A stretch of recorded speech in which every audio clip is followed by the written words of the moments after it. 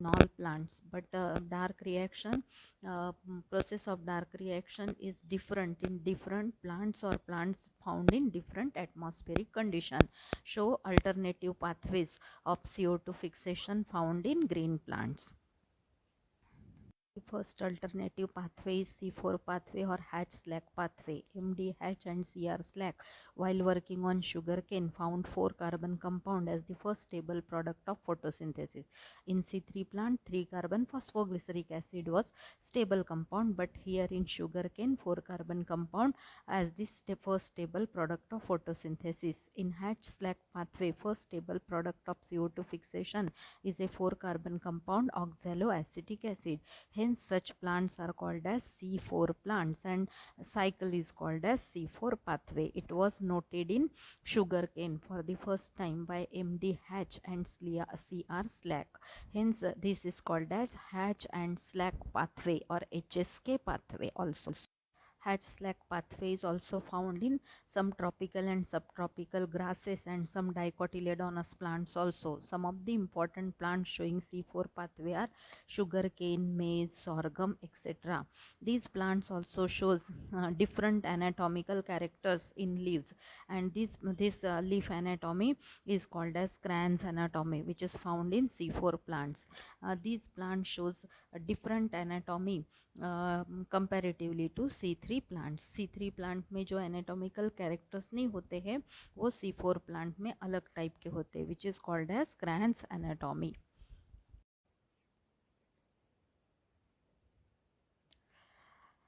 Now we will see the mechanism of a C4 pathway. Mechanism of C4 pathway is completed in two different steps, that is reactions in mesophyll cells and reactions in bundle sheath cell. Reactions in mesophyll cell, chloroplast, here first step is carboxylation. In mesophyll cell, the normal chloroplast accept atmospheric CO2 that enters through stomata. It is the initial fixation of CO2. इसको carboxylation 1 बोलते हैं. CO2 first accepted by 3-carbon phosphoenol pyruvic acid. ये जो phosphoenol pyruvic acid है 3-carbon, in presence of enzyme PEP carboxylase enzyme, इसको PEP carboxylase या PEPCO भी बोलते हैं, and with the help of one water molecule. PEPCO or PEP carboxylase enzyme can function even if the CO2 concentration in atmosphere is as low as 2 ppm. Part ppm means part per million, यानी सबसे कम lowest concentration अगर 2 ppm भी रहा तो भी ये sufficient amount इसका trap कर सकता है.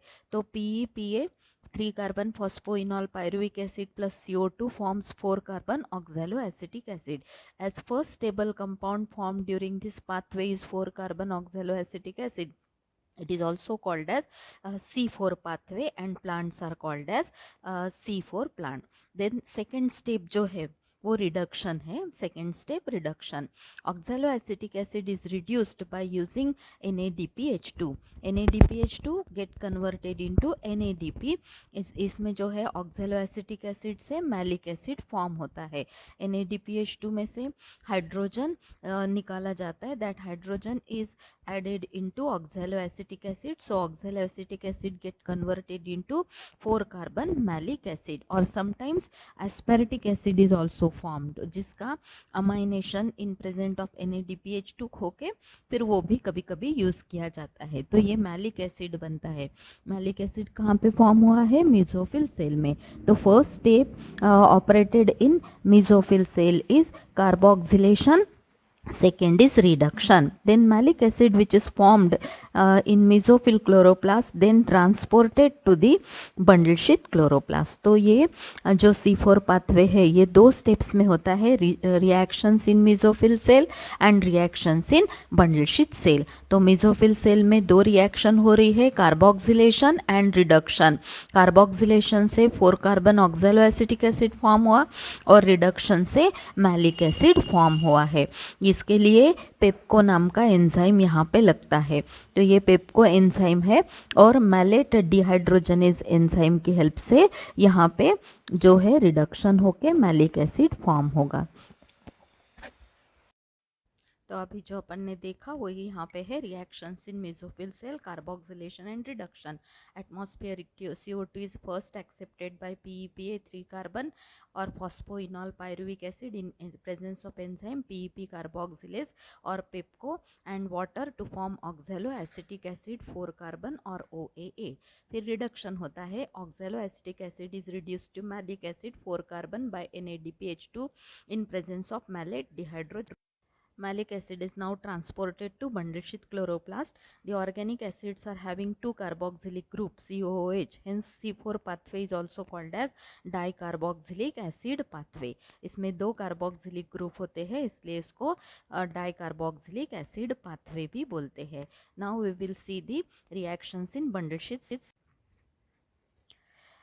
अब हम यहाँ पे देख रहे हैं बंडल शीथ क्लोरोप्लास्ट में होने वाली रिएक्शंस. अब ये बंडल शीथ क्लोरोप्लास्ट में डीकार्बोक्सिलेशन होता है और सेकेंड CO2 फिक्सेशन. यहाँ पे डीकार्बोक्सिलेशन और यहाँ पे सेकेंड CO2 फिक्सेशन. डीकार्बोक्सिलेशन में malic acid decarboxylated to form 3 carbon pyruvic acid and carbon dioxide. अब यहाँ से कार्बन डाइऑक्साइड निकल गया. This reaction is takes place in presence of malic enzyme complex and NADP और मैलिक एंजाइम कॉम्प्लेक्स के help से होता है. NADP is reduce to NADPH2. तो यहाँ पे भी एक NADPH2 फॉर्म होता है. और यहाँ पे कॉम्प्लेक्स इसलिए बोला है क्योंकि डीकार्बोक्सिलेशन और डिहाइड्रोजनेशन दो रिएक्शन होती है. तो डीकार्बोक्सिलेज एंजाइम एंड यहाँ पे डीकार्बोक्सिलेज और फिर यहाँ पे डी हाइड्रोजनेज एंजाइम लगता है.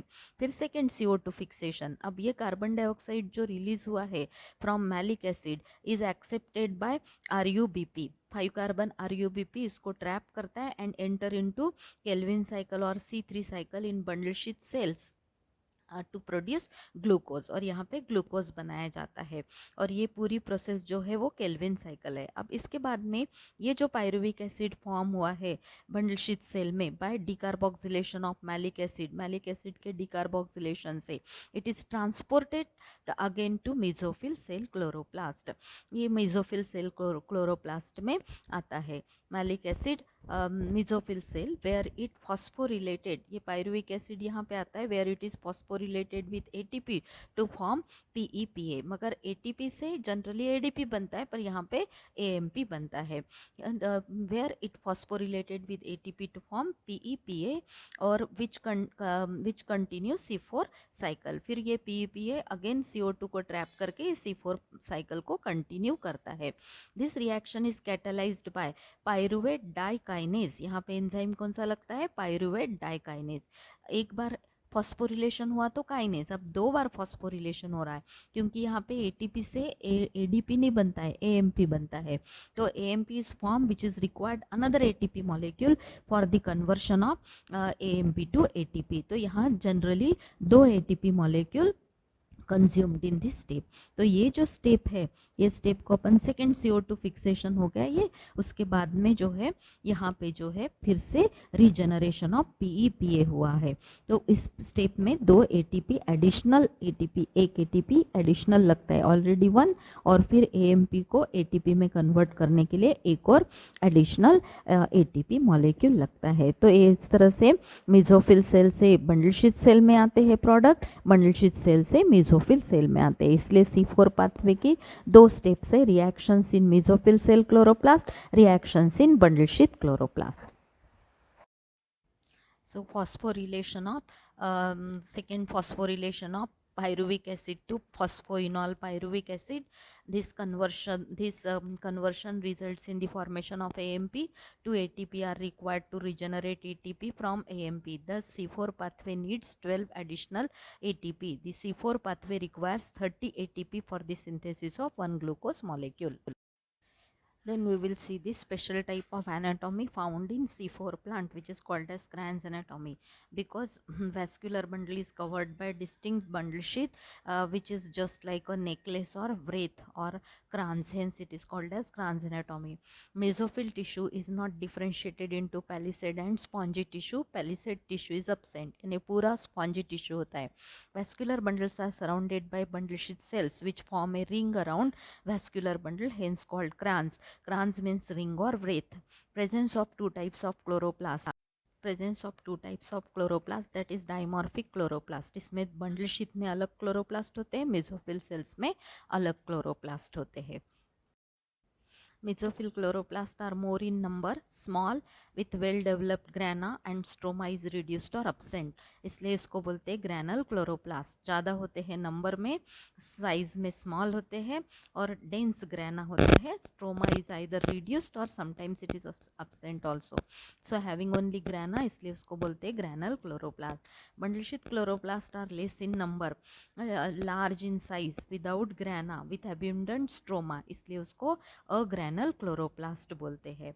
तो ये दो टाइप के क्लोरोप्लास्ट होते हैं, that is mesophyll chloroplast, granule chloroplast and bundle sheath chloroplast or granule chloroplast.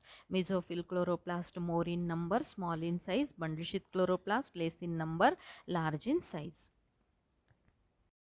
And two CO2 acceptor compounds are present also in mesophyll chloroplast, PEP carboxylase, while in bundle sheath chloroplast RUBP carboxylase. अब यहाँ पे आप लोगों को जो diagram दिख रही है उसमें पूरी एनाटॉमिकल स्ट्रक्चर दिखाई दे रहा है, जिसमें वैस्कुलर बंडल के आजू बाजू में आप देखो ring like bundle sheath sales है और फिर स्पॉन्जी मेसोफिल सेल्स है, स्पॉन्जी पैरेन्काइमा, बीच बीच में एयर स्पेसेस है और वैस्कुलर बंडल है। तो ये पूरा ये जो डायग्राम है वो क्रैन्स एनाटॉमी की डायग्राम करके पूछे जा सकती है।